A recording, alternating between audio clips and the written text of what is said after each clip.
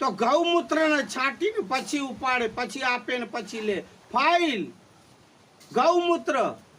બાબા સાહેબને વિચાર કર્યું કે આ લોકો શું છે. ગાયનો મૂત્ર પવિત્ર માણસ કરતા, પછી બધી ફાઇલો અહીંયા ત્યાં આપે ને. એ પટ્ટાવાળો પણ એટલું અપમાન કરતો. વડોદરાની રાજ્ય સરકારી કચેરીમાં, સરકારી રાજની સરકારી, ત્યારે સરકાર ત્યારે રાજાઓનો હતા. એ બધી બાબા સાહેબને વડોદરામાં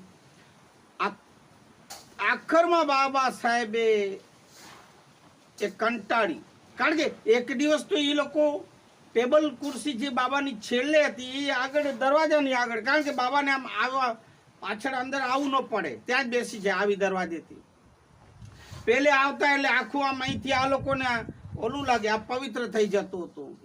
એટલો અંદરની ઓફિસનો ભાગ, એટલે ત્યાંય ગૌમૂત્ર છાંટતા હતા પેલે બાબા આવે પછી. એટલે પછી એક દિવસ આ લોકોએ બાબાની ખુરશી ટેબલ દરવાજા આગળ મૂકી દીધી.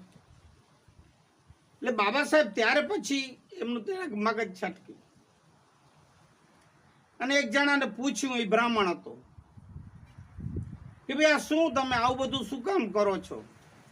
ત્યારે ઓલો કે મનુસ્મૃતિમાં આમ લખેલું છે, મનુસ્મૃતિ કેમ, કયો શ્લોક બોલ. હવે એ બ્રાહ્મણ હતો છતાં એને એ શ્લોક યાદ નહીં, અને બાબા સાહેબ બોલ્યા એ શ્લોક ફટાફટ આમ ને આ લોકોના આમ ડાચા ફાટી ગયા.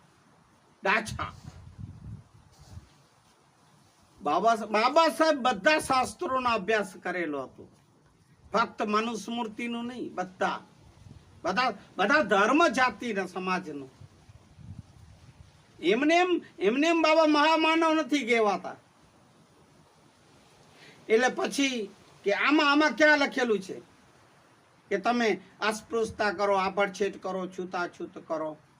આ મનુસ્મૃતિના લીધે આજે હું આ સ્મૃતિ મનુસ્મૃતિના આ દિવસે